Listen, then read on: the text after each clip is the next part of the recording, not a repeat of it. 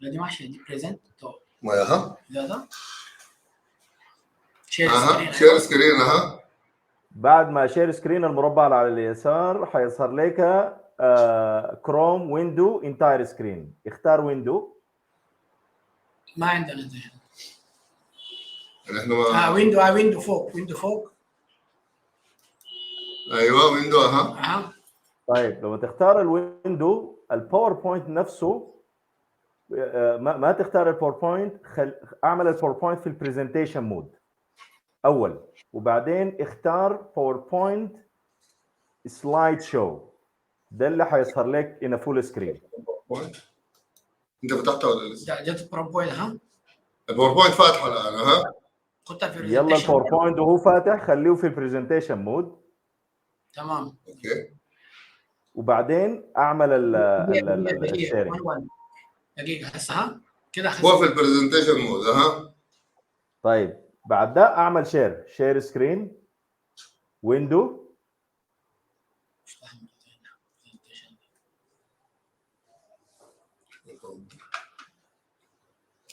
يعني سلايد شو، ابدا السلايد شو وبعدين اعمل شير.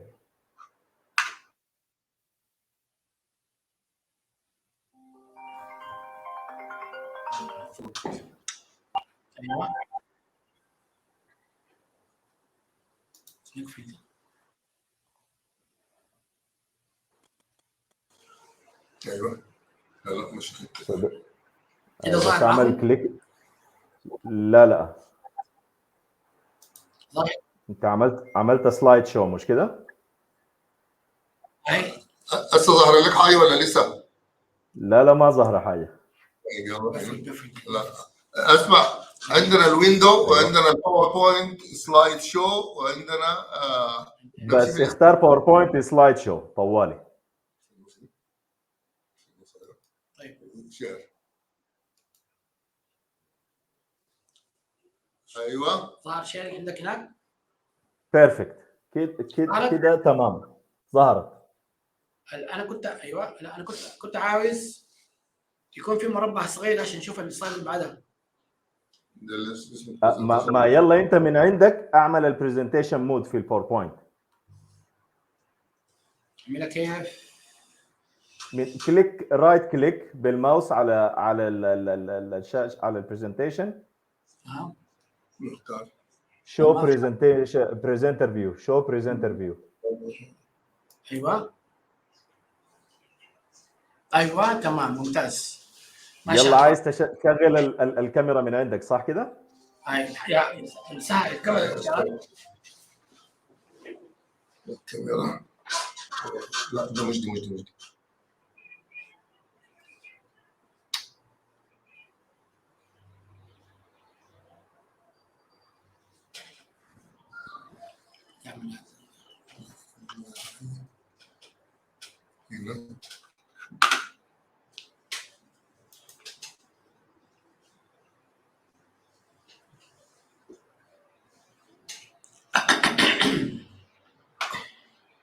كيف نرجع للسكرين اللي فيها تشغيل الكاميرا؟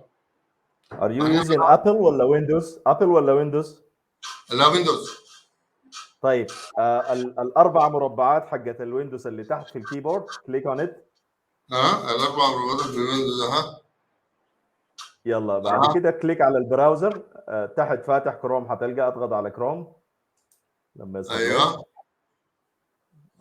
المفروض يلا افتح البلاتفورم كده نفتح الكاميرا مش؟ ايوه يلا افتح الكاميرا وبعدين ارجع عادي للبرزنتيشن. الكاميرا ايوه بيرفكت we can see you perfectly. ثانك يو. ايوه طيب وبعدها خلاص you're ready to go.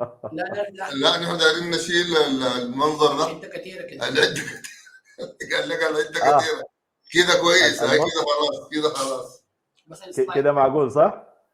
لكن شغل السلايد. السلايد ما شغال ولا شو؟ نعمل كليك. السلايد شغاله عادي ما فيها مشكله. نحن الان اظننا في المفروض تكون السلايد الثاني من ده ظاهر لنا الناس المشاركين يعني لا البرزنتيشن لا انت ما خلاص يعني خلاص نزل الكروم تحت واشتغل على البرزنتيشن. يس اوكي كده كده تمام. لكن الصوره كده انتوا ظاهر لكم شنو؟ ظاهر لنا الباوربوينت برزنتيشن خلاص احنا بلا والبروفيسور. وانا ما حصل ثاني. احنا نمشي شنو؟ تمام. ممتاز ممتاز. طيب نحن تسمح لنا يا بروف تو الاو الاتنديز يدخلوا بعد كده؟ ايوه تمام. خلاص بريليانت.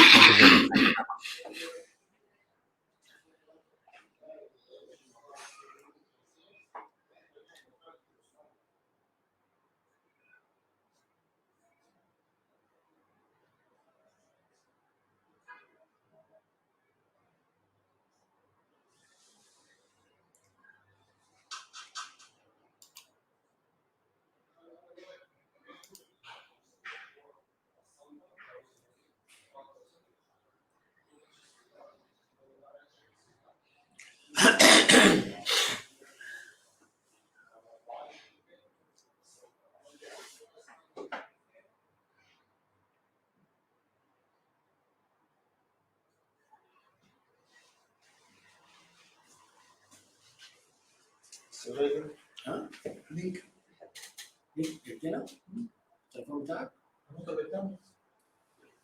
بروف احمد ايوه اعتقد الان السيشن از ريدي. whenever you're ready you can start ان شاء الله. في كم واحد في الاونلاين؟ انا ما شايف، انا ما ظاهر عليكم هنا. صحيح. so far they are starting to join. we can wait few minutes يعني مرة ثانية انا وبديك الرقم. ما شايف الصوره يا هشام. the same way you can go للكروم تفتح البلاتفورم. از اوكي ما مهم. لانه القصه هنا فيري كومبليت مع الكمبيوتر بتاعي ده.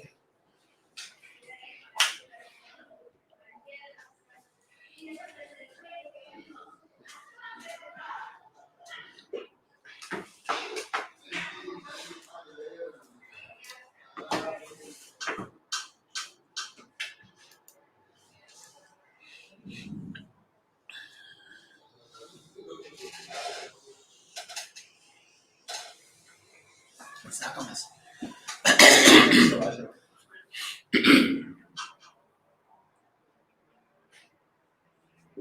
سلك اللينك. سيش يوصل ممكن يوصل انا ما جاهز بدون. اوكي طيب بس يمكن يكون لو جيت حتى تعمل كونفليكت مع الصوت. اوكي لازم تمشي هنا.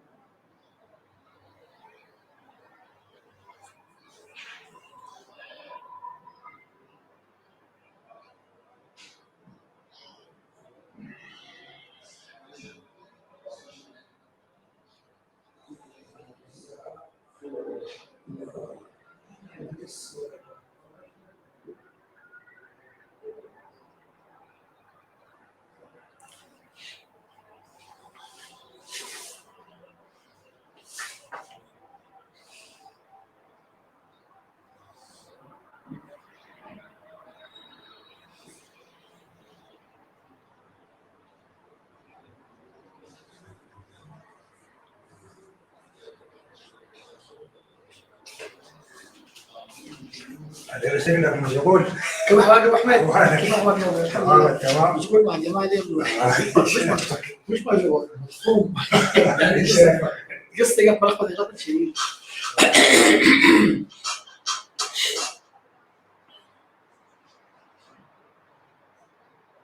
جام الو.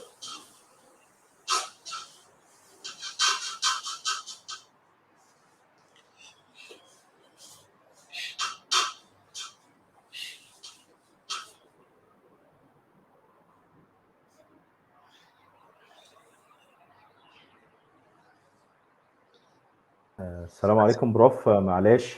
هشام. they're still joining. لا ما في مشكله. عندنا we have around 10 ف they're still joining الآن. ما في مشكله أبو. شكرا يا بروف.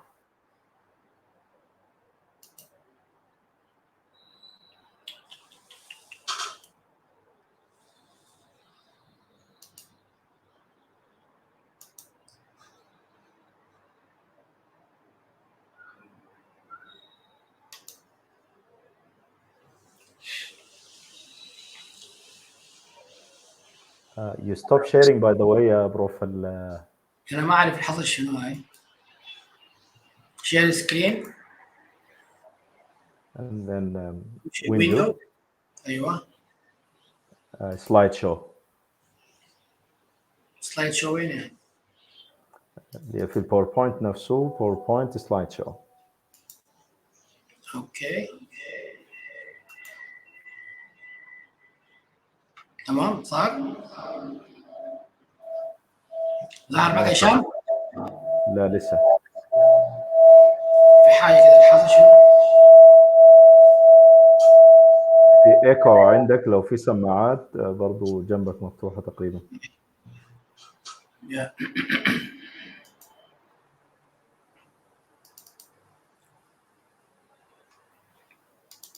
share screen.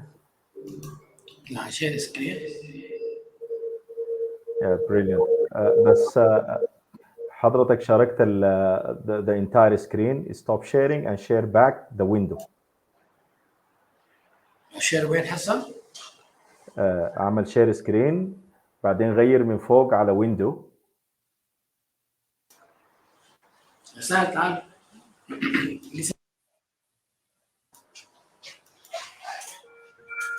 شير سكرين. ايوه ويندوز. ويندو. اها الباوربوينت هنا مختلط. ما ده المشكله. اعمل هنا. ايوه اعمل برزنتيشن بورد. طيب نرجع هنا ونختار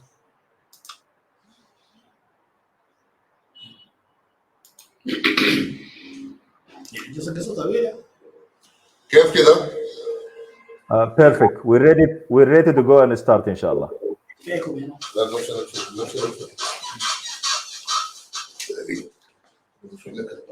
الله يكرمك. صحتين مش كده؟ كورس. يا هشام. يلا بسم الله بروف، مستعدين نبدأ إن شاء الله. طيب good evening ladies and gentlemen. I'm very much pleased and honored to be part of this highly reputable conference. I would like to thank the organizing committee for giving us the opportunity for being part of this highly impressive conference. And a great thanks and gratitude to Hisham and his colleagues for providing this platform for us to share some of our work on technology and scientific writing and publications. صوتي واضح يا هشام؟ صحيح يا بروف، الصوت واضح. Okay. Ladies and gentlemen, my name is Professor Fahal. I'm a professor of surgery, University of Khartoum, Sudan. Director of the Mycetoma Research Center in Sudan. And I would like to share with you some of my experience in publications and scientific writing. First, I would like to declare there is no conflict of interest in this presentation. All images to be presented in this presentation were obtained from open sources. The outline of this workshop: first, we're going to share with you our objectives and to listen to your objectives, and together we can share our objective for this workshop. I'm going to talk about scientific writing in general and publications and the utility of technology in scientific writing and publications. And I will going to share with you at the end of this presentation some of the take-home messages. The aim of this presentation is to be an interactive session. Together we can work together, and I'm happy to stop me and to contribute at different stages. So I would like to ask you, participants, colleagues, about your objectives to attend this workshop. Anybody can share his objective of being part of this workshop?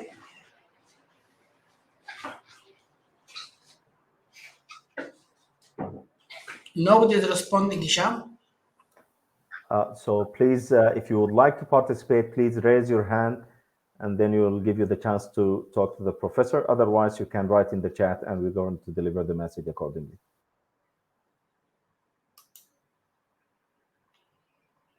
No response. Can you see any hand raised? No hand raised yet. Okay.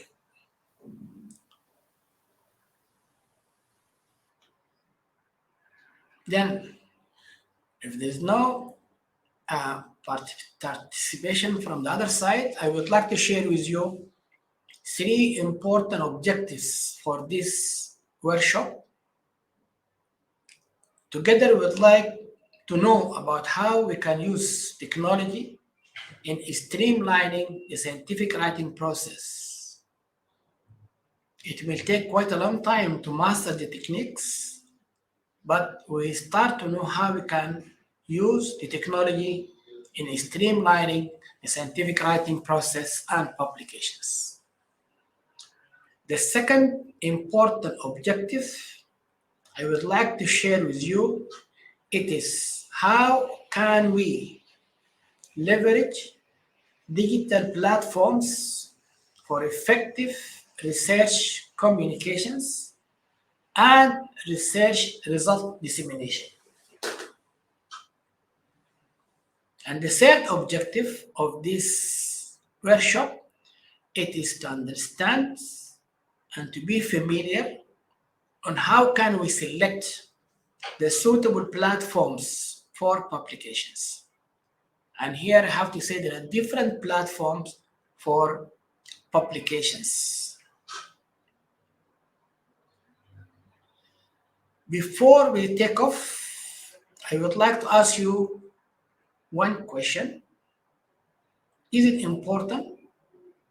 Is it critical for us to master the scientific writing techniques and the publications? Anybody can respond. Is it important or not important?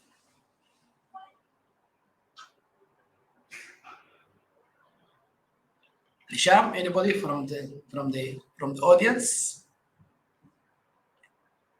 No raised hand so far. Can we have the dialogue? Can you have the dialogue between us? Yes. Sorry? Can you have the dialogue between us, between me and you and Sahal and Dr. Tahir Al-Sadiq? Sure. Yes. I would like to share first, there's some post regarding your previous questions. Yeah. What is it? Yeah, so one of the participants mentioned that his own objective for joining this workshop is to gain more insight in the art of publishing. Also, other one mentioned that they're joining the workshop so that to enrich our thoughts regarding the scientific writing. And another objective mentioned by one of the participants, Dr. Hamza, I want to learn more about scientific research writing in famous experts. And for the current question, they responded that, yes, it's very important. They agreed with you. Okay, fine. Thank you. This is very good because really it is important and critical for us to master the techniques for scientific writing and publications. And there are two important reasons for us to master this because it is part of our professional career as a scientist, as a researcher, to master these techniques, and is important for the community of the scientists globally to know the importance of this. As a scientist, our professional career, we need to have a good communication of our research results, our research activities, the techniques we use in conducting this research. Very important, it is very important for us as a scientist to develop and to enrich our professional career.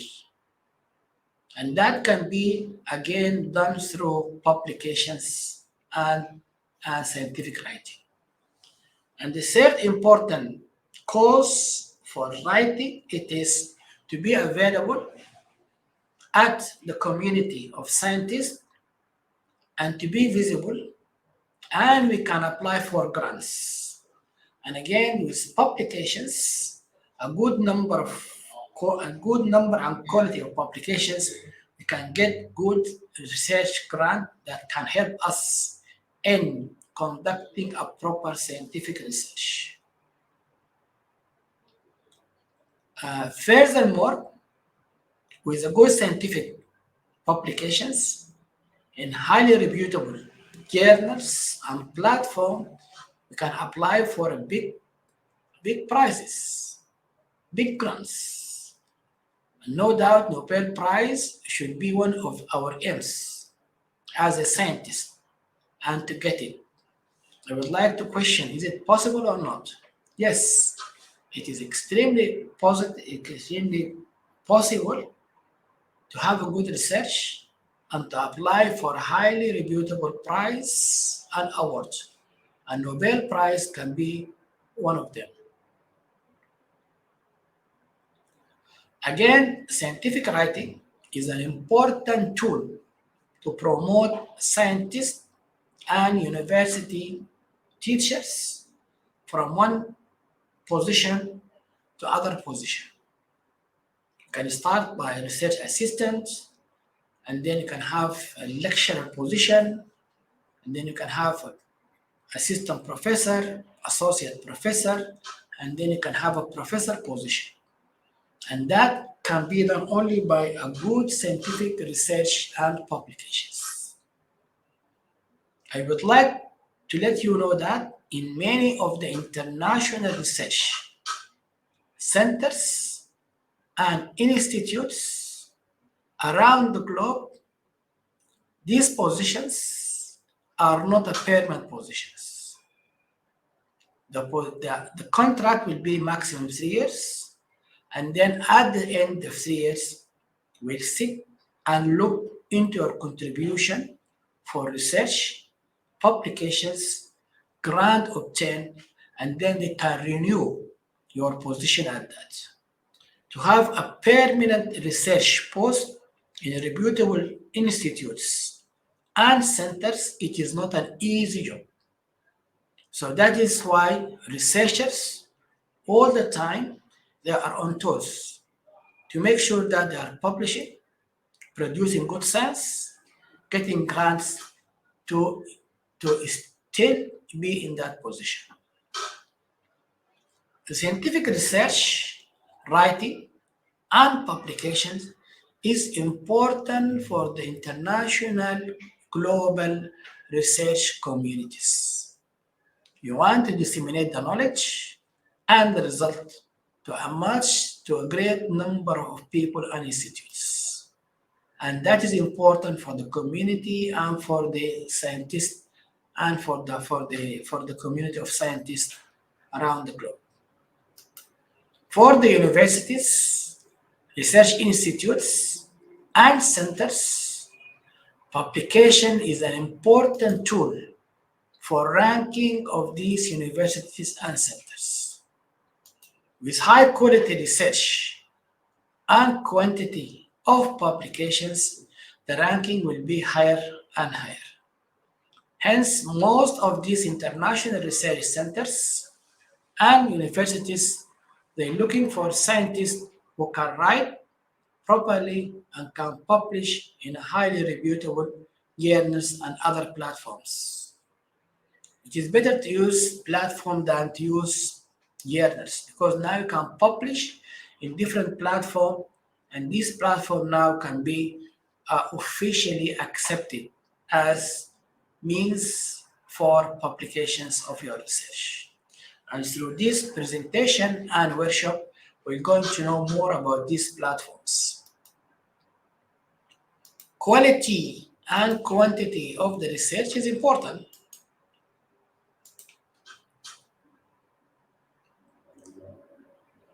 And that depends on high quality scientific work to be done in the lab or in the clinical setting. The work should be peer reviewed with a good scientist, high impact journals, and we should follow ethical guidelines. These 4 points are important to assess the quality and the quantity of the publications. In general, communication of our research finding are important. That is important because that will contribute to the academic knowledge. It can increase the knowledge dissemination. The work should be peer reviewed and validated by other colleagues, and that can make the work of a value. And very important it is to build a scientific reputation and to be an eminent researcher in your field and specialty. Other important reasons for having a good communication of our research funding, it is to advance our academic career, passing from step to other step, to contribute to the society and the community where we are living. And it is very important to us to follow a very ethical responsibility. Ethical responsibility, it is part of the reason that we should communicate our work. And then very important now to preserve the knowledge and to disseminate it. So these are the important reasons to publish our work, to improve our career, community, and to preserve the knowledge and to have communication with the international scientific communities. Nowadays, artificial intelligence, AI, had contributed a lot to scientific writing and publications. And we are going to discuss that in a great detail in a minute. Now the science of artificial intelligence, AI, is expanding massively in different parts of our life. In the community, in the science, in the health, all our life now, it is start to be governed by AI. It influences a lot of our activities, the normal daily activities. As you will know, AI has a lot of tools and mechanism to conduct that. I'm not very much expert in the detail of the technical detail of the artificial intelligence, but we should know that the basic things about it. First, we have to know what is cognitive computing. I am sure our colleagues in the mathematical sciences, computer sciences, they know this in detail. You have to know about the computer vision, that is utilize different algorithm for visualizing photos, images, videos using AI. Again, it can use the machine learning, and here you have to teach the machine to recognize photos, images, voice. Again, in the and AI, we have to know something about the neural network that is use different nodes, communicate through algorithm. We have the deep learning process. Again, this is to teach the computer system about something and then they got recognized. And important to know that there is natural language process. All these techniques can be utilized in scientific writing and publications. And each technique has its own function and advantages. AI can facilitate our research literature. AI can streamline the literature review by automating, extracting relevant information from the vast data bases. It can identify easy knowledge gap, and we can show some examples during this workshop. Writing a proper manuscript, it can be enhanced by the artificial intelligence. It can craft well-structured, concise manuscript. AI can tell you what will be in that manuscript, starting from the summary, introduction, the methodology, the results, references, acknowledgement, and other components of the manuscript. And you can elaborate and you can extend on these items in the manuscript. The AI can use the natural language processing algorithm to analyze the content, ensure clarity of the manuscript and the writing, coherence and adherence to specific journal guidelines. So you can ask the program what is the style, the guidelines of this journal, and then can tell you how can you construct your manuscript at this site. Again, AI can help in the proofreading, language editing, and you can see that was done manually, word by word, by the supervisor or by the authors themselves. But with the AI now, that can be done in a very short time, reducing the burden and the time on the authors and even the publisher when reviewing and proofreading it. And it enhances the quality of the scientific writing. Short duration, less effort can be, through this you can achieve a good manuscript. There are different tools, applications, programs on enhancing the writing of manuscript and writing, scientific writing. And we're going to go through these different tools, applications in this presentation. Any question at this stage of the workshop? I would like to have this Yeah. as an interactive session, not a presentation or lecture. Yeah, thank you very much, Professor Ahmed. There is question.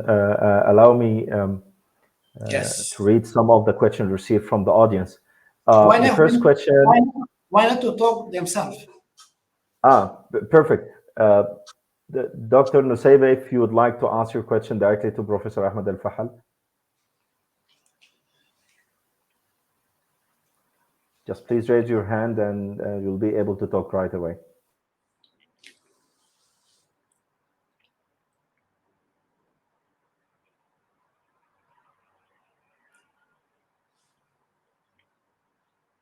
Hello, Nusayba.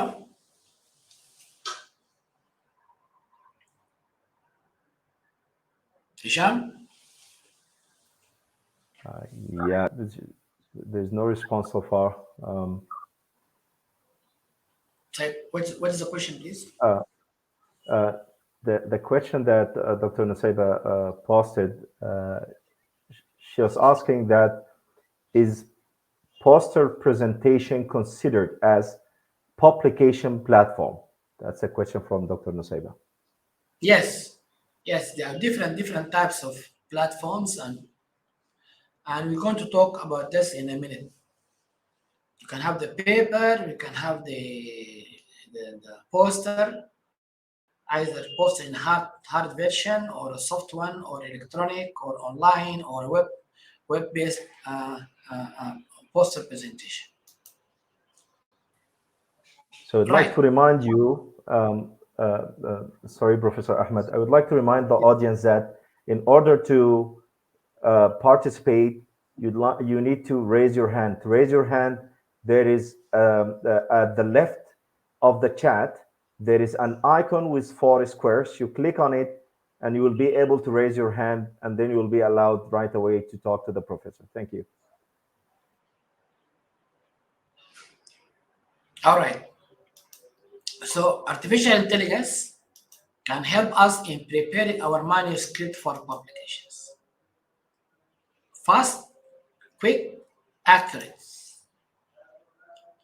In the past, we used to write it by hand, and then by a typewriter, and then came the computer. And now with the AI, it can be done in a very short duration. Fast, quick, and speedy. And there are different now applications and tools for writing the manuscripts. I can mention the Chat GPT, Chatbot, and Girlbot. All these are applications can be used to enhance our manuscript preparation. We have to be very careful about the plagiarism. And this is a very major problem in using the artificial intelligence in preparing our manuscript and papers and poster presentation. Plagiarism is the serious misconduct of scientific research. AI can enhance our manuscript preparation and writing. At the same time, it may lead to using these techniques wrongly, and that will lead to plagiarism, a problem at this side. Remember, as a scientist, these misconducts will collapse our reputation as a scientist. And that can be a very serious setback for the researchers, for the scientific research centers and institutes and universities. Fraud, misconduct in scientific research is not acceptable whatsoever in scientific writing and publications. Sadly, there are many stories of this plagiarism and fraud. Can you share some of these stories, please? One of you, if you know about this. No response, Hisham?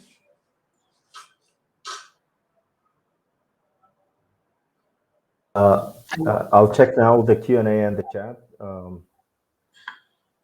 No response so far. Okay.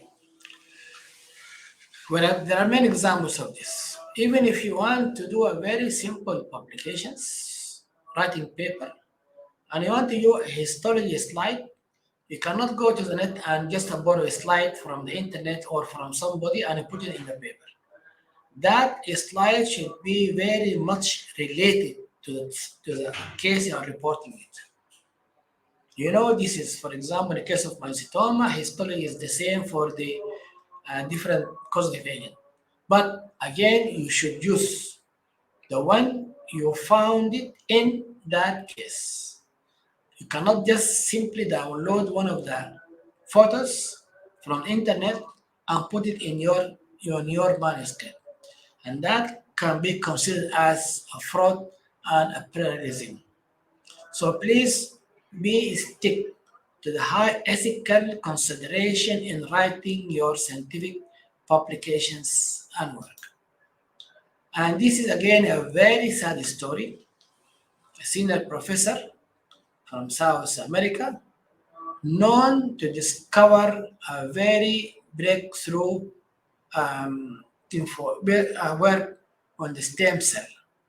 He was found to be guilty of fraud of some of the material he published, and that had put him nicely, elegantly at the end of his academic career. And actually, he was taken to jail of this fraud because it has a very sad impact on the South Korea scientists and communities of scientists that work at this site. So we should be very clear about this fraud and this plagiarism in dealing with scientific articles and publication. Again, nowadays, there is a lot of tools, applications, free of charge or paid. They can check any frauds and plagiarism in your publications. Any paper goes to the publications, there is a check of the number of these plagiarism. It should be less than 20%. Otherwise, the paper will be rejected as something unethical going on in that. So please avoid copy and paste. To do that, you should have an online checker on your manuscript and should know the percentage of statements look like plagiarism. We should use our own language and we should provide the readers of the original links of the work we did so as not to consider as a plagiarism for our work at this site. Again, AI can help us to enhance our publication by having a smart citation and referencing. And this is a very tedious procedure. And there's a lot of applications, programs, EndNote, reference manager, and reference work. All these can be used for citation and referencing of our work at this site. It improves the accuracy and the efficiency of citation and referencing in scientific paper. Furthermore, AI can enhance the scientific knowledge by a system called recommendation system. And that is, they send you regular messages about what is new in the field you are working on. They can send you, there is a paper published today on breast cancer. The title is this and this and this. Based on your previous publication, again, they can send you a reminder about what is new about in the area. For example, if you are working in the breast cancer, they will send you regularly messages, alert you that there is a new publication in the breast cancer at this site. So this is very interesting.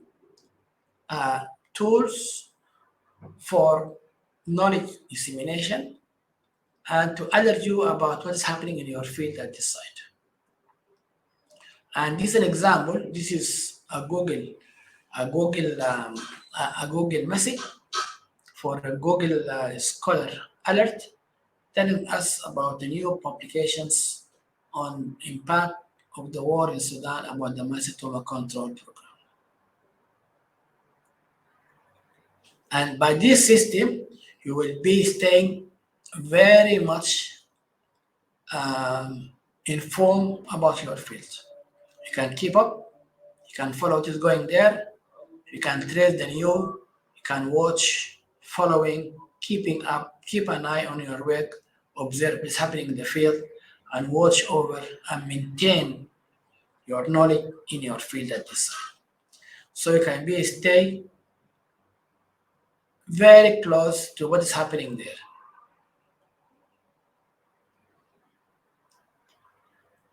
We can use AI for developing photos, images for publications. We can use the 3D models, the multimedia presentation, and all that will make your presentation excitable, interactive for other people. Data visualization, again, can be enhanced by the artificial intelligence. Will make the presentation more nice, more creative, more interactive, and visible to other people in the scientific community. And you can see how nice the photos and the images created by the artificial intelligence. An important area of publication, it is the open access journals and platform. And artificial intelligence, again, can help a lot to facilitate the transition from the conventional printing type to a new access of the open access publication model at this site. And again, this is again a very step forward for making knowledge disseminated, open for a lot of colleagues around the globe. Nowadays, the process of publishing became very easy with the artificial intelligence. It can automate the various aspects of the publication process.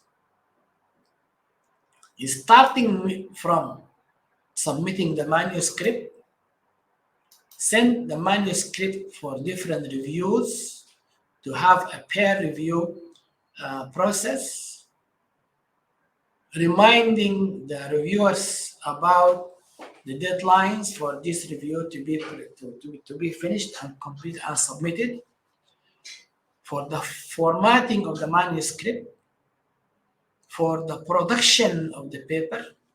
And production of the paper means the paper has to pass through a different process to make sure that the manuscript in line of the journal style, the references are in the same pattern of the journal, and how the photo should be there, the quality of the photos, what type of photos should be there, what is the extension of the photo, the pixel, the clarity, the color. All this can be done through this process. And the financial process, the fee for the process, is you are eligible for fee payment or not? If you they can waive the fee for you at this site or not. Again, all these can be now automated using artificial intelligence that can lead to a very quick process. Reduce cost, reduce time associated with the normal publication process. For this, a system called the blockchain.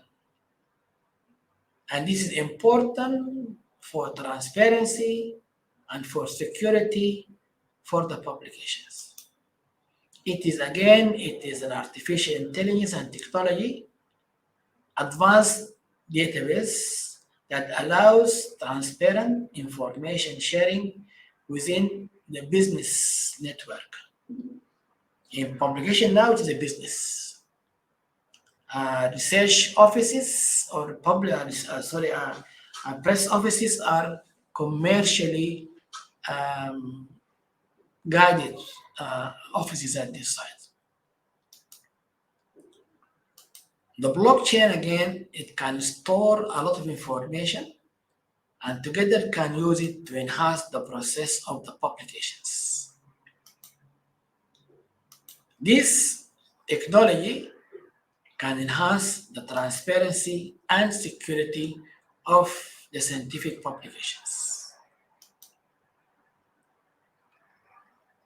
The blockchain, again, can help to establish a proof record for the whole process of publications until we have the work published online.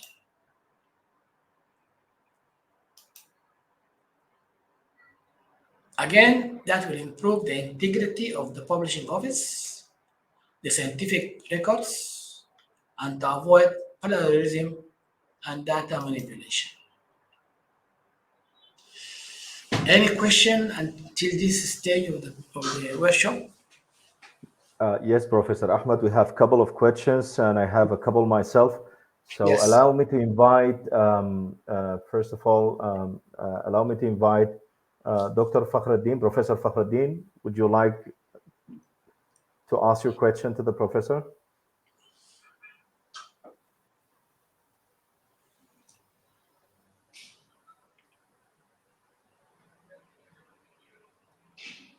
So while he's trying to join, I will read the comment from Professor Fakhruddin. Yes. He said that some journals requested that ChatGPT written or proofread manuscript should be either rejected or to accept ChatGPT as a co-author. How can we make use of ChatGPT to prepare our research manuscript, and what is the part of the research that ChatGPT, and there's I think he's trying to complete the question, but so far the first part of the question is how can we make use of ChatGPT to prepare our research manuscript, considering that some journals requested that ChatGPT to be added, accepted or rejected, or to be added as a co-author. Yeah, this is very interesting to add as a co-author in the publication at this site. That means that it really has an impact in the quality of the manuscript preparation at this site. It can help you in organizing the different part of the manuscript according to the different type of journal that you are going to submit with. You are not advised to read to copy and paste from this ChatGPT the whole things. You can improve the quality of one or two sentences. You can improve this. You can improve that, but you cannot have the whole manuscript produced by this ChatGPT.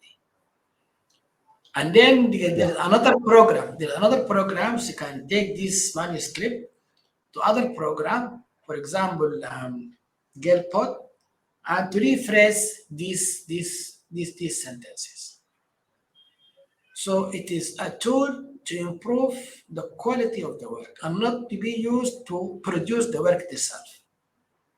There are many the difference between to use it to produce the whole manuscript and to use to improve part of the manuscript at this and this and this. We should use our own words and sentences, but this ChatGPT will improve the quality of the sentences and this. So we have to be very aware that there is certain percentage of the manuscript should not be used by these programs. Professor Sahad, do you have any comment about this? Professor Sal, I'm not sure whether he's around or not. Probably make use of when he's available to address this point once again during We have the. now in this workshop Professor Sahal Mardi. We have Dr. Tahar Sadiq, a non-eminent medical educationist, director of the EDC at Ahfad University for Women, and she is part of this workshop. So I would like them to contribute to this workshop. Tara, any comment? Hello?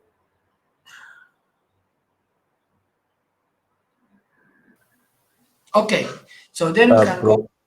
Sorry? My apologies. Professor Sal just posted in the chat that great question. As you mentioned, each journal give you their views about the use of Chat GPT. For example, the EMHJ, for example, clearly stated that you can not put it as a co-author. And yeah, Professor Sahar, you can just open the mic right away and speak. It's in the middle of the screen. Go ahead.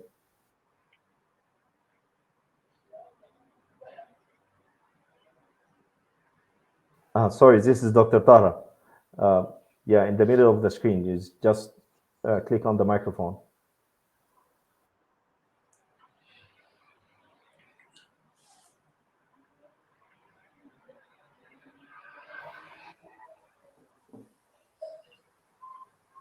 Meanwhile, there is another question, if you don't mind, to share, Professor Ahmed. Yep. Yes. So there is Dr. Aida Hussein. She asked about what is the ethical guidance for using AI? Yeah. Again, this is a very great question because now the AI use or utility in scientific research and publication is coming up. And there is a lot of confusion about its use, about the misuse, about the misconduct of this. And there is a lot of talk about it.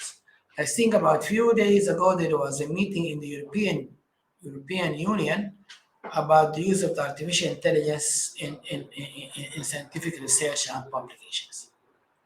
People are very much concerned about this because that will make plagiarism very common. People that can use it to improve their work, and they can use it with a lot of what they call it, misconduct and misbehavior and this and this. So there is a lot of ethical issues about using.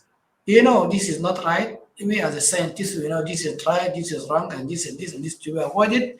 And until with that, there's a very clear guidelines for use of this artificial intelligence techniques in writing, scientific, and this, we should apply our own ethical behavior and ethical belief about this.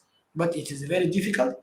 It is a new era, and there should be a very clear guidelines for how to use it and when to use it and when not to use it. So let us stick to our own personal and non-scientific guidance and ethics consideration until there is a scientific committee agree on artificial intelligence guidelines and ethics and decide. Thank you, Professor Ahmed. So I have a question myself. You touch upon the issue of plagiarism as an ethical element to be considered when we're talking about AI in research. So considering that AI relies heavily on available data, how we can address all the concerns related to data privacy, especially when it comes to sensitive information, rather than the issue of the plagiarism itself. Thank you. Yeah. Again, this is a very important question, very important issue that this data privacy should be very much catered for. because this data will be available with these techniques, it could be available, can be open to different people. And there's a lot of data about the genetics, about the other important issues, genome, and this and this and this. And again, these data will be available online, will be available for other people. People can use it for different, especially in the area of the bioinformatics. So that should be a very important area, and we have to be very strict in releasing this data on the and the use of artificial intelligence at this side. There is a lot of restriction about this. There's the copyrights, the patents, and all this should be safeguarded during dealing with this data at this side. And there's a lot of agreement about the data transfer agreement, biomedical material transfer agreement, and so there is a lot of guidelines for using this data and material at this. And we have to be again very careful about this. Before signing any contract between different researchers, there should be a consensus about the data, how they can use it, and when they can use it, and for how long you should keep this information available for the people in this. And again, with the area of the bioinformatics, the data will be available and shared. And that should be stored in a well-known databases, stores, and for this using in the future at this side. And again, this is very tricky and very difficult. There's a lot of issues about it. So we can go forward a bit and we can talk about the artificial intelligence-driven collaborative platforms. And a lot of them is available right now. And that, as I mentioned, there's a lot of platforms they can use for collaboration. It facilitates real-time interaction. For example, this workshop is used as a special platform. And so this platform now we can see we are sharing a lot of information. We can have a lot of interaction between the researchers and between the audience in this. Again, this platform can allow continuing collaboration and feedback exchange. This platform uses artificial intelligence intensively. They are using natural language processing techniques, the machine learning, automation, and the data analytics techniques to facilitate more efficient network between the scientists and communities of scientists. These platforms are real-time collaboration. It can accelerate the research process, exchange information. It is a dynamic, interactive approach for scientific inquiry and for scientific communication. And we're having a very nice examples. This platform can be one of them for collaboration of researchers. We have the Microsoft Teams.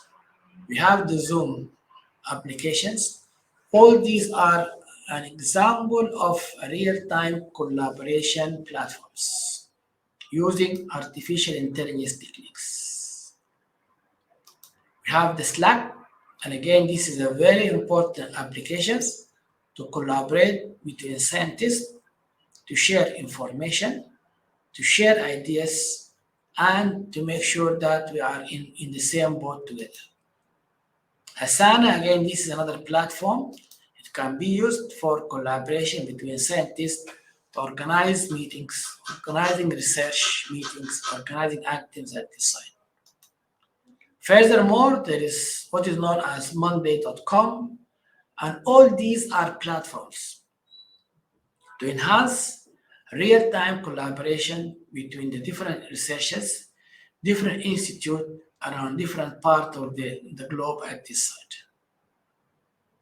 All these to collaborate together in a real-time pattern at this site. There is another platforms used to disseminate the research results effectively. These platforms, again, are important to disseminate knowledge collaborate between different centers, institute, researchers around the globe in a real-time pattern at this site. These digital platforms are many, and every day you know about new platform for dissemination of research results. And you see this is a lot of them. It is this in this slide. There are different types of platform.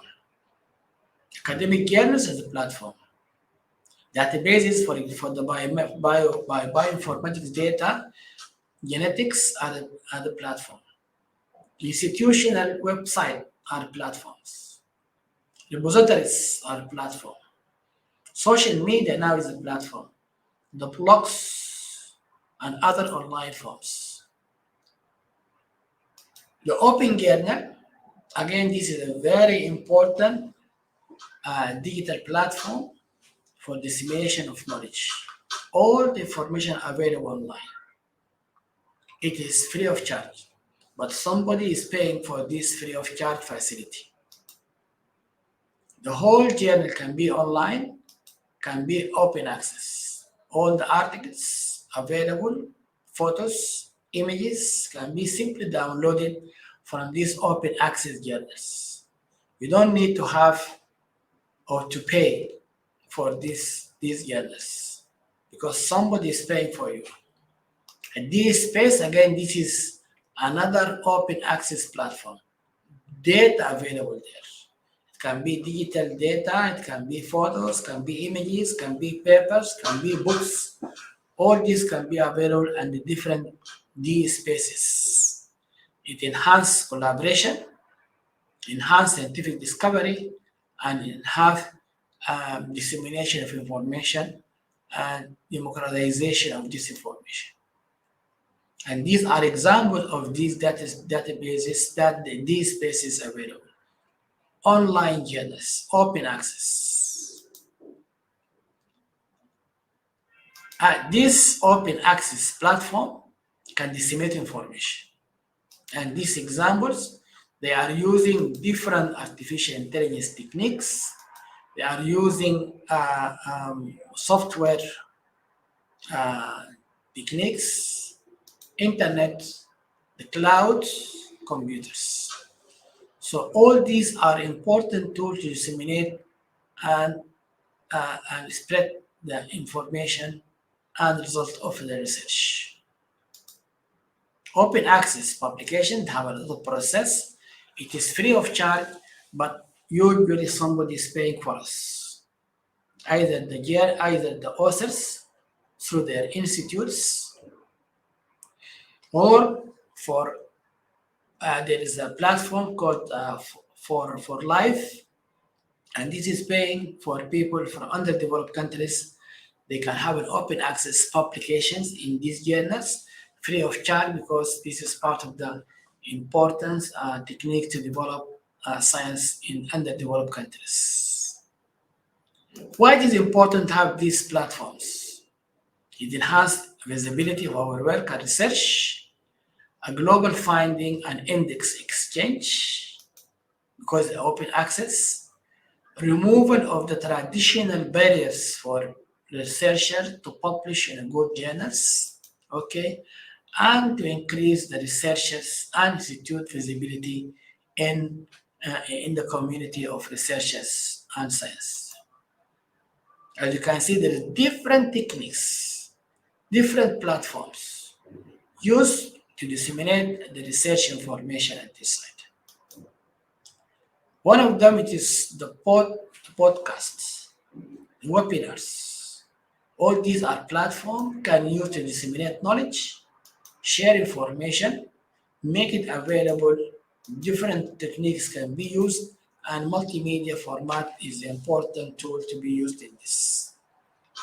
All these platforms, podcast, webinars, enhance dissemination of knowledge. They are using different research engine to be on top of that. This is a new technique called a preprint servers and platforms. Again, this is something very interesting. You can, after you submit your article, It may take few months, few weeks to be published and to be known and visible to the international readers of their scientific work. So by this platform, your work can be pre-printed online before it has been accepted after few months of the publication process. This is very interesting. They have criteria to accept your manuscript to be published in this pre-print server and platform. It enhances the publication, and there are different types, different platforms to accept your publications, your manuscript for publications.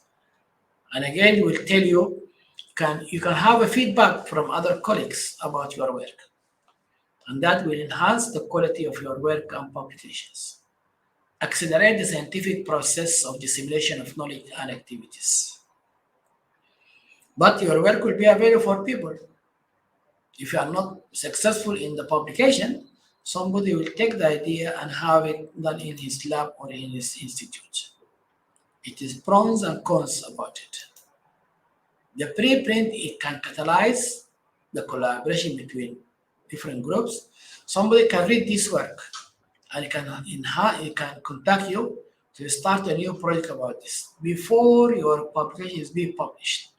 Because once you publish, when you send your paper or manuscript for publication, it will take a long time, many correction, many delay. It will take months and months to have this work has been published. So somebody saw this work in the preprint platform, they can contact you and start a new work, and will give you some ideas about your work and how to improve it in the future.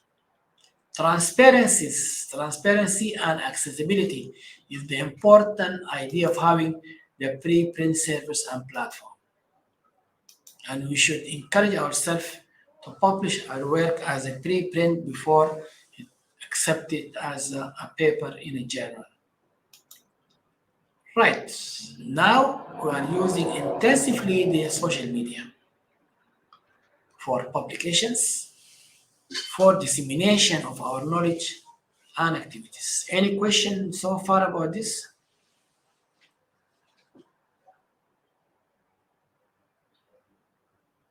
Hisham? Yes, checking the chat and the Q&A. So far,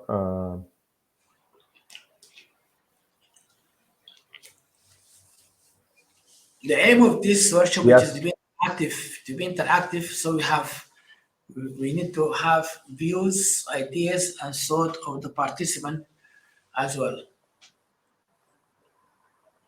there's a question, Professor, from Dr. Nusayba. She's saying that nowadays there is a lot of electronic journals. How to differentiate between the real and the unreal? This is from Dr. Nusayba. Yeah, again, this is a very important question. There's a lot of vague journals. It depends on where is the journal. Is it in a very highly reputable databases, Scopus, Web of Science, and these reputable databases? If the journal in one of these databases, then this is a good journal. And if it's not there, this is maybe a vague, or it may be just institutional journal. We have no impact on this. And they should always make sure that what is the impact factor of that journal. The vague journals has no impact factors. No visibility in the high quality databases, Scopus, Web of Science, and this. And there is a lot of techniques. You have to use it to make sure what is the quality of that journal at this side. And again, this is an important issue. Before sending your paper to a journal, look into the citation number, the impact factors. Where is this journal available? Is it just a university journal, or it is a good journal published by one of the very eminent press offices at this side? Oxford University Press, University Press only accept journals with high impact factors and good quality at this site. Always you make sure that what is the impact factor and where is this journal published. So the publisher will give you a clue about the quality of that journal. Social media can be used for dissemination of knowledge. Twitter, LinkedIn, all these are platforms. ResearchGate, Google Scholar, Mendel, academia.edu, all these are important platforms for dissemination using the social media at this site. ResearchGate is a very important now platform for visibility of your work and your institute, and will tell you about your citation number, H-index number, and in the past they used the ResearchGate citation grading at this site. And it can communicate with different groups through this ResearchGate. It will tell you, again, an important platform, it is the Google Scholar. Google Scholar will tell you about the researcher, about his institute. This is citation number, almost 124,000 citation. High index, high H index of 158. High I-10 index of 731 points. And again, Google Scholar can give you a very important idea about the quality of the work done by that researcher and their institute. ORCID, again, this is a very important platform, will make you available in many of these platform communities. Nowadays, it is an obligation and a must to have your number available for any publications. ORCID number should be sent with your manuscript for publications. Other platform, for example, this Expertscope, again, they can tell you about the area of your work. For example, working in mycetoma will tell you who are the experts in the area of mycetoma, the institutes for this expert, city, region, and the country of origin of these researchers. And through them, you can communicate. You can talk to them. You can communicate about having a joint work and joint research. So these are important platform. Expertscope, one of them. Sometimes you need to have your own website to have a communication with other researchers. Nowadays, with the war in Sudan, people are talking about how to improve their CVs. How the CV can be visible for other people. LinkedIn can be one, but if you have a website, you can only refer to your website with your activities, and people they can see and they can appoint you if you want to be appointed in one of the positions at this site. I am glad to show this slide. This is one of our young researchers at the Mycetoma Center. Once she joined the center, she had this ResearchGate page. Her score was 0 that time, but just immediately she had this page in the ResearchGate and she started to be known for other people in the field. There are many benefits for using social media in the dissemination of research. Direct communication and collaboration. It can bridge the gap between the academia and the public, because the public, they want to know what they are doing. And global research can be visible at this. Other benefit of using the social media, it is to share finding, to engage peers and researchers and participation. And it can organize the content of your activities. ResearchGate, you can put all your publication there, available by the date of publications. by category, by your group, research group, by your lab activities. So you can organize your publications, your work. Is it a published article? Is it a poster? Is it a technical note? Or is it a this and this? So there are different types of publications. You can organize them and you can put them into when this is the platform, and ResearchGate is one of them at this side. Real-time engagement and discussion can be done through it. Collaboration between the different scientific communities. One of the important social media, it is the Guardian of London. They had a press news about a new drug for mycetoma patients. Immediately after the announcement of this new drug, the Guardian in the UK had published an article on the use of this drug for the mycetoma patient. And the people in the public arena now, they know there is a new drug for mycetoma done at the mycetoma center in Sudan, and the drug is this and this and this and this. It's taken once per week, and this all this now is available online for the general public communities at this side. So a Guardian can publish an article this in the social media aspect at this side. Social media, again, can use different techniques. This is the Mycetoma Center linking page for visibility at this arena at this side. So the social media can help a lot with making yourself, your knowledge, your application available, visible for the international scientific communities. Academia is one of them. Mandate is one of them. All these are important. And all this for the showcase profile. To make yourself and your institute, your work is visible for the scientific communities in general at this site. In the past, we used this poster, a discussion in between, and that will end at the end of the conference and the meeting.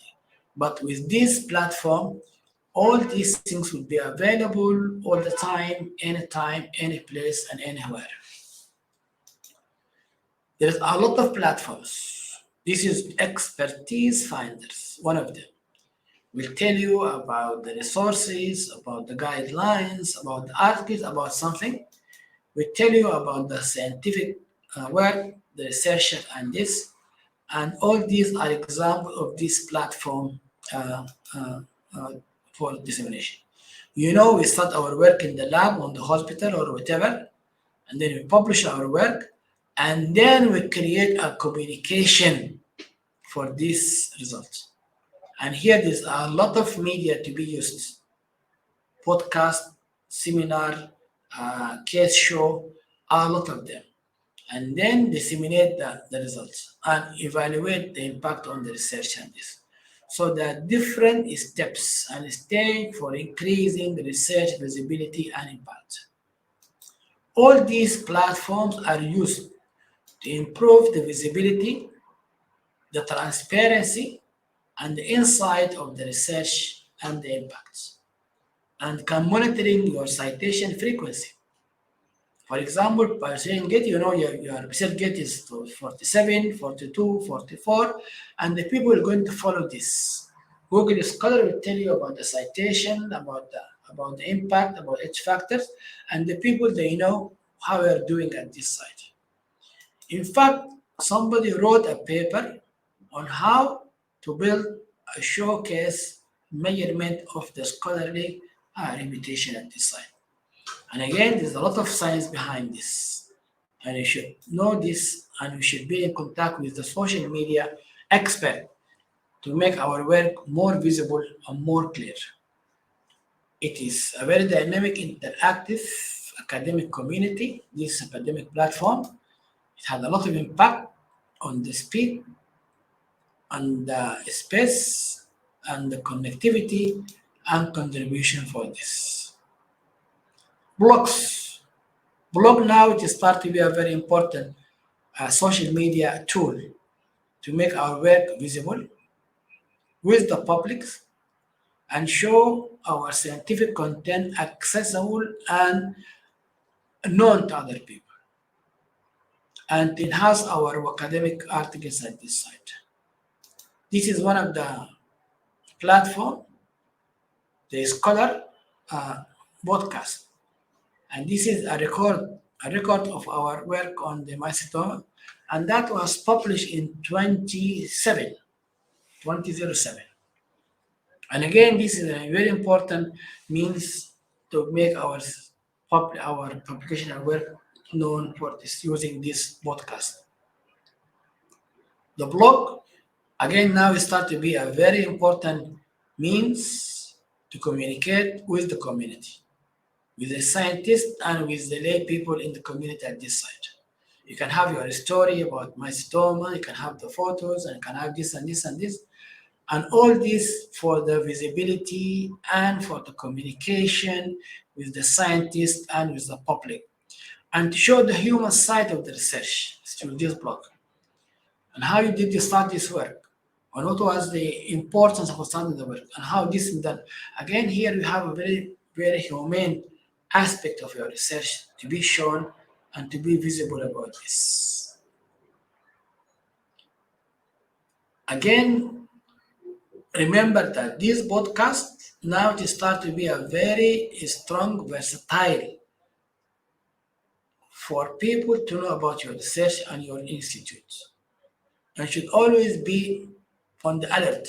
What is about this? Any comment about what we're saying from the audience, please?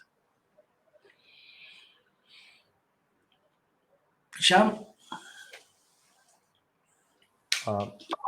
Yes, I would like to ask Dr. Tahra.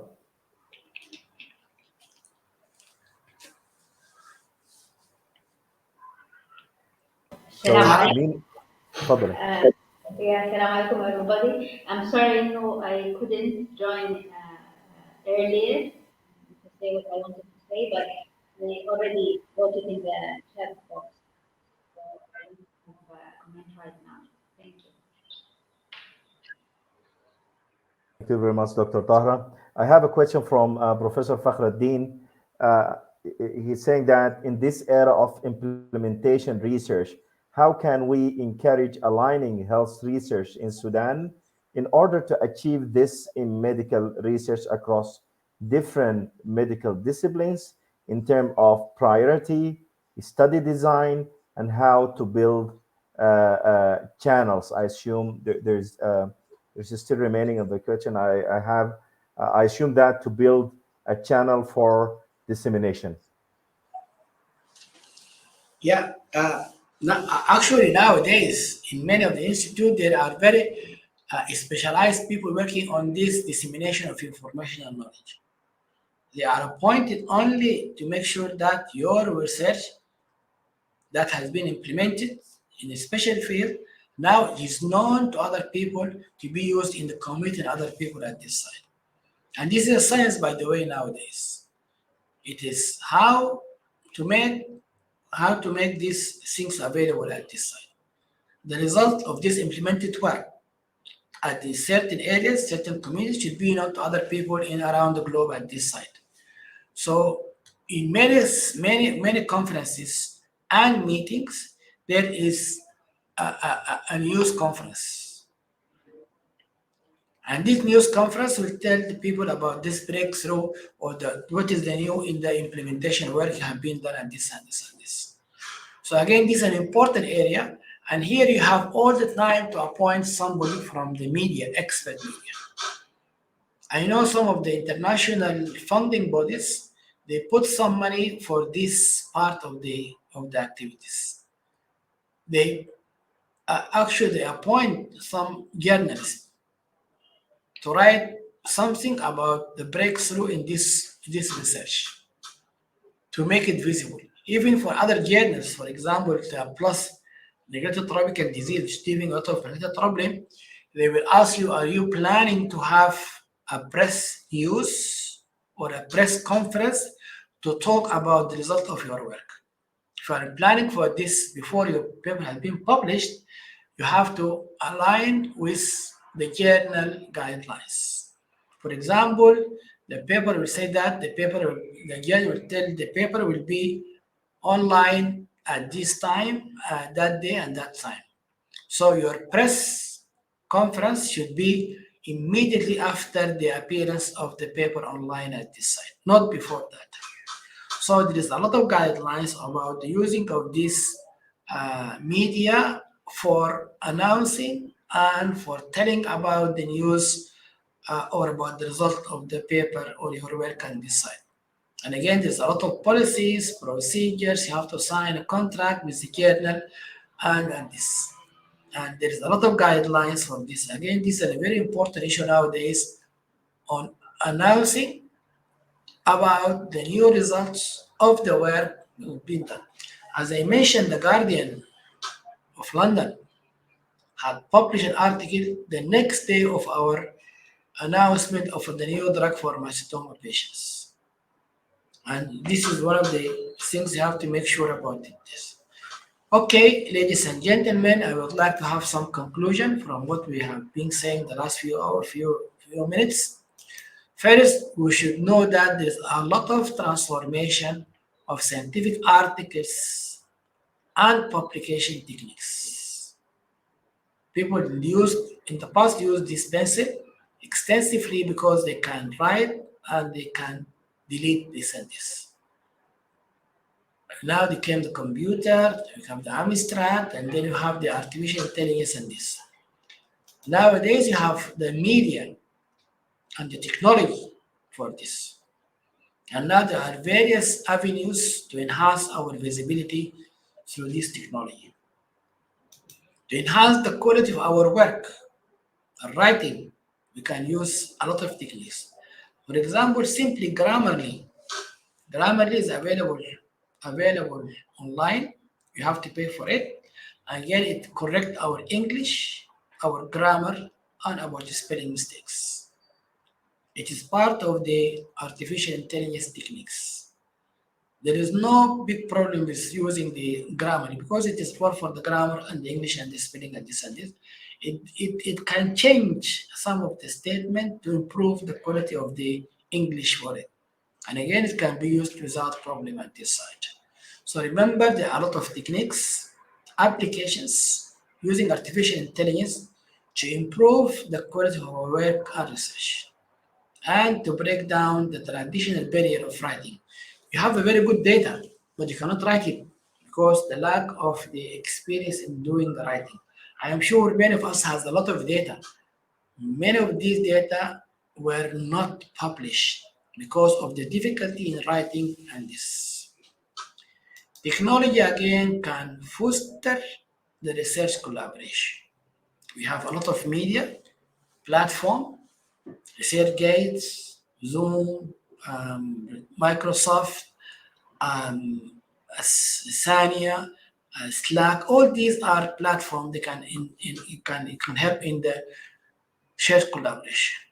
Ladies and gentlemen, we have some take-home messages. No doubt, technology has transformed the scientific writing and publications. We can integrate the technology of the 21st century in our writing and publications. Important take-home message that technology is a useful servant, but a dangerous master. And you have to be very careful about this. I'm not sure what happened in the future, but technology is going very fast. And as Einstein said many years ago, that it is exceeding our humanity, the technology. So we have to be very careful. We are aware of this. Important take-home message that technology is here to stay. And we should know how to deal with it. And we should be able to know how to use it. Technology, it is an expensive business, especially at the beginning of this new device and this. You have the iPads, iPhone, this and this, and somebody is paying for this. So remember, it has some expense. Again, we should be able to be on top of the technology, and we should be able to control this technology. Otherwise, we'll have a problem. And ladies and gentlemen, I would like to thank you very much for your kind attention and be part of it.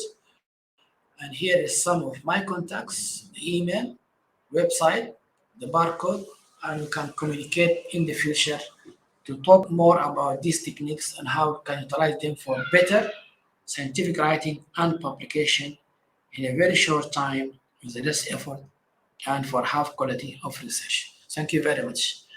I'm very happy to take some questions from your side.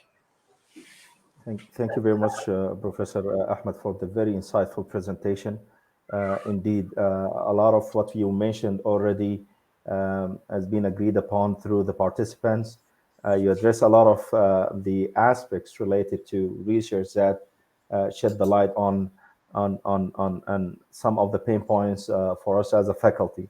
So I would like to take this opportunity to pass some of the questions received from the audience. I'll start by the question received from Dr. Ghuzlan Al-Fatih. She mentioned that there is no doubt that anyone knows about the importance of scientific writing and publications.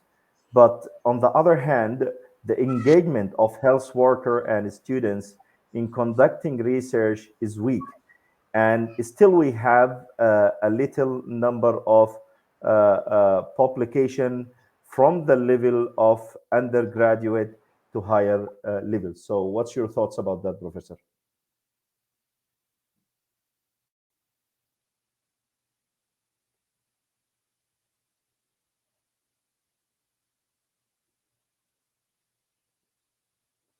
Professor Ahmed?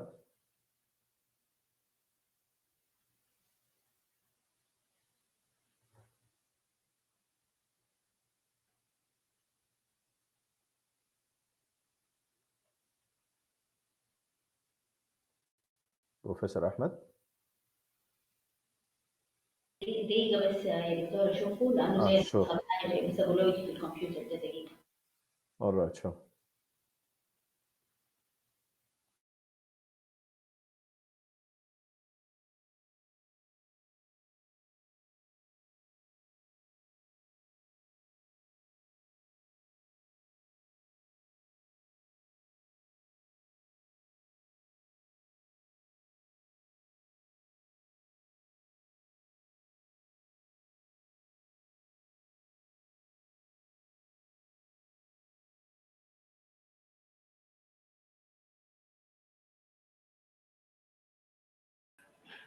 أيوة. Hello?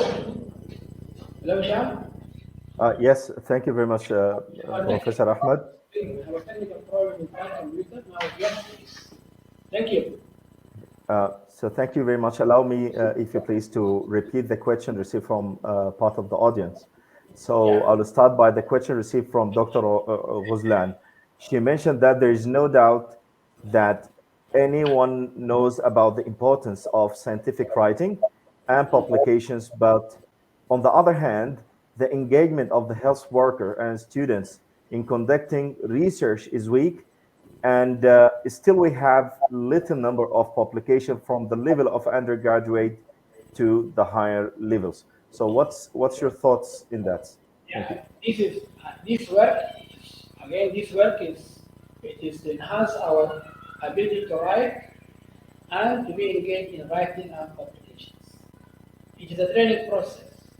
We need to go through this training activity, start very early in our career, encourage our young researchers to write and to publish and to go through the difficulties doing a proper research. Nowadays, there are a lot of courses, a lot of workshops on how to write, on how to publish, and how to send your journal to paper in a good journal design.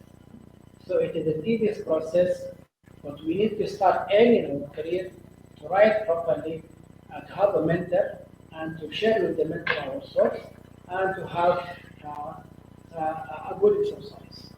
In the past, it was done by an apprenticeship, by tear and sweat. Nowadays, things are getting better. There are courses, online platforms, and we have new artificial intelligence now. We have grammar. We have to improve the language, improve the English.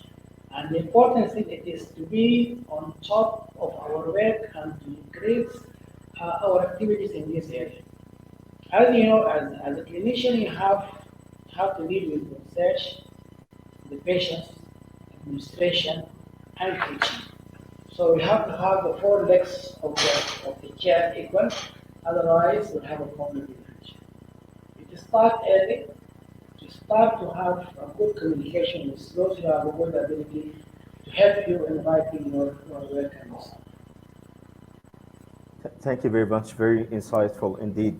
Allow me also to pass another question received from the audience. This is Dr. Sivan.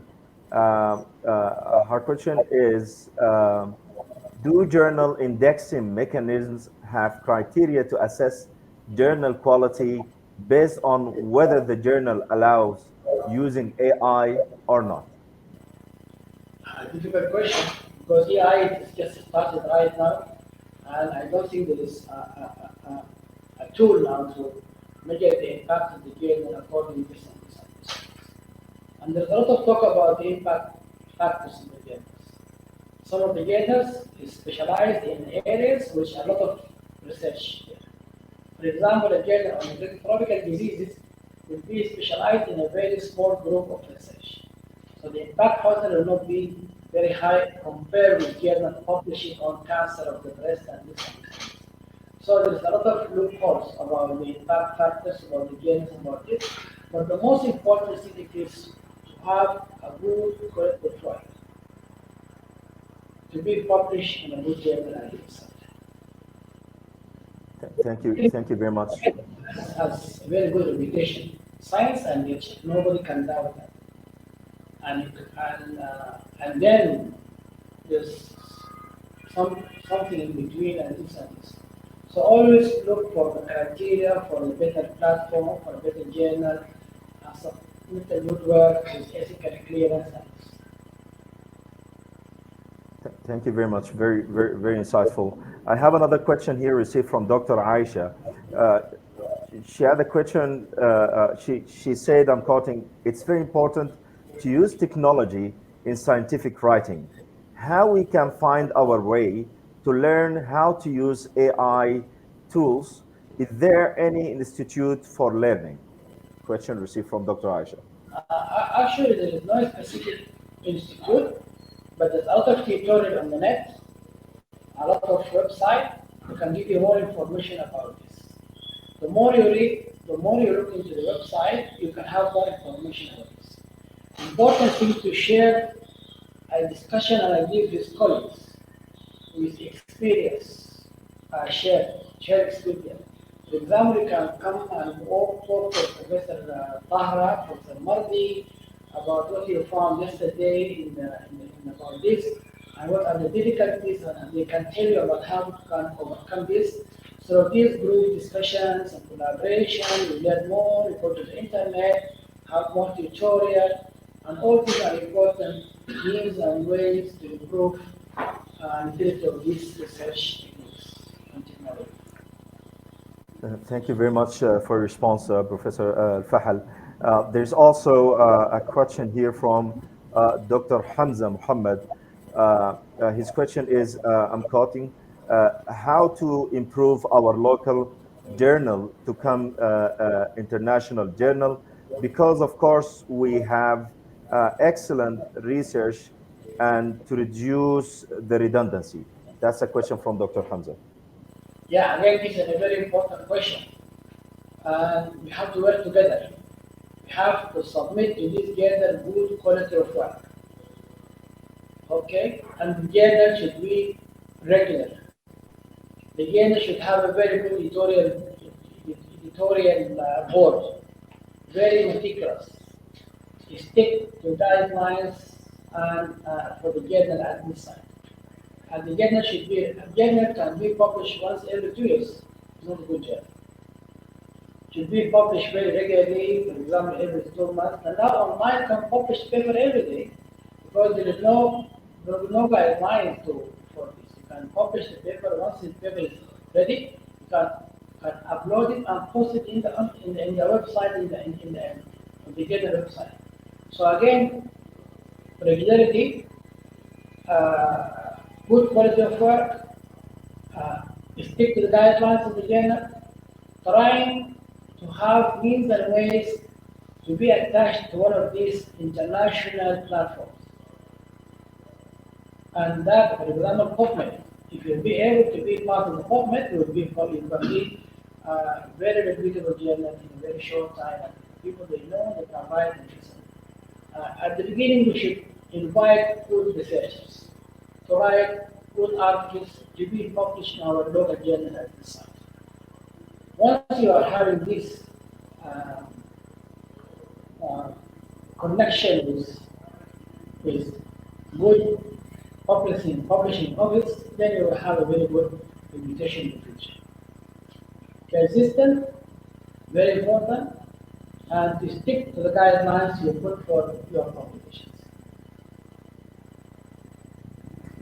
Thank you very much indeed, Professor Fahad. Thank you. I'm actually going to build on that question. A lot of our esteemed audience already in the position of decision making and policy making when it comes to health professional education research. And I know from your expertise, there's a lot we are missing in Sudan. So my question is, how can Sudan leverage technology, possibly through collaboration with some of the reputable organizations as WHO or otherwise for the purpose of enhancing the capacity of our health professions in the country? I think we have to be busy with our work. We have to publish good work. We have to have a uh, good communication. Talk to the people in WHO, other institutes. Work with them. Be part of their communities. Be part of the committees. And then from there you can get a lot of this. For example, now I'm engaged in a new program with WHO on using simple photography for diagnosis of myxoma using artificial intelligence. So work like this will make our work is more visible, more known to other people like this. So connection, communication, collaboration are important tools to have our work visible and known to other people like this. Thank you very much, Professor Ahmed, for the very interesting presentation and session and the insightful answers. We still will have questions popping up. I'm sorry for taking long, but allow me just to pass probably two last questions. One from Dr. Shima. She's saying that I'm asking about our institute review boards in Sudan. Is it available online to check the requirements and guidelines of the researcher want to do a research outside Sudan? That's a question from Shima. Probably she's addressing the exposure of research policies in Sudan and how we can improve that. I'm not sure. It's a very long question. I'm not sure what she means with this. Regulation of publication in Sudan or what? Yes, she's mentioned that the IRB institutes in Sudan. So, walaikum salam. Yes, thank you very much, Dr. Shema. Of course, Sudan worked a lot in the guidelines for research ethics, and in 2016 they made a very elaborate framework and guidelines, but unfortunately it was not put into action in a let's say in a complete sense. There are the guidelines, there are the directorate in the administration there, but the staff are all well trained as part of a national program, but I'm not sure that they had like online services going on. So there is a deficiency here in the online services, and of course during this terrible time of crisis, uh, everything is just stopping now. But the guidelines are there, they're elaborate, and they're very good, and they're comparable to international guidelines. Thank you. Thank you very much, Dr. Tahra. I think we come to the end of our session. I will pass the microphone to you, Professor Ahmed, for any final remarks to the audience. I would like just to let you know that this is the process of publishing and writing is a long process. It's an exercise, and we need to take this exercise. Exercise starts with proper planning for this. Have a very clear plan and insight. Why I want to do a research? Why I want to publish? How can I be one of the good researchers in my field? Is it possible for me to get a Nobel Prize sometime in my career or not? Nobel Prize should be one of the important aims and goals for every researcher. So let us work on this. Let us make sure that there is a very clear vision, mission, and we need to have a very smart objective to achieve our goal and missions at this time. Very important, let us help each other. Collaborate with our young colleagues. Help them on how to do these things and to do it properly. And I'm sure at the end, we're going to have a good number of researchers and scientists in Sudan and overseas. Thank you very much, Professor Ahmed. So as we conclude this session, I would like to extend my deepest gratitude to you for this invaluable contribution, honestly, and the insights we gained from this session. We already learned a lot from you, and we learned previously through the years from your experiences. So thank you very much, Professor Ahmed, and I hope we had the chance to be enlightened from your wisdom in another events, inshallah. I would like also to extend the gratitude to the participants for their questions, very important questions indeed in this very particular topic. I would like to state that in the resources icon, you will find again the user guide for the platform, so that if you have the chance just to go through it to make sure that it's possible to use the raising hand and activating the microphone functionality as an attendee. نختتم إن شاء الله بسبحانك اللهم وبحمدك نشهد أن لا إله إلا أنت نستغفرك ونتوب إليك. جزيل الشكر لسعادة البروفيسور أحمد الفحل، جزيل الشكر لسعادة الدكتورة الطاهرة المهدي، وإلى أمل أن نلقاكم إن شاء الله تعالى في بقية الأنشطة الخاصة بمؤتمر Sudan Health Professional Education Conference SHATCON 2023. Thank you very much. والسلام عليكم ورحمة الله تعالى وبركاته. Thank you very much.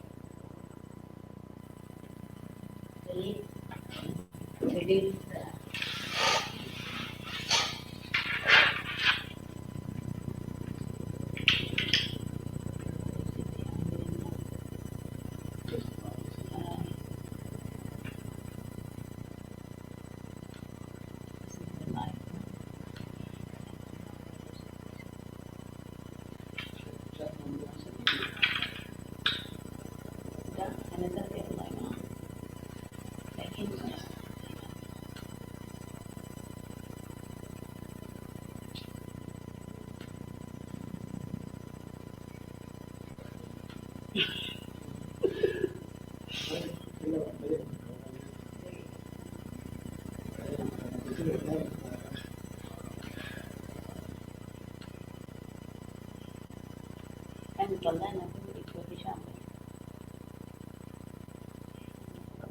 We will end the session in 1 minute, inshallah.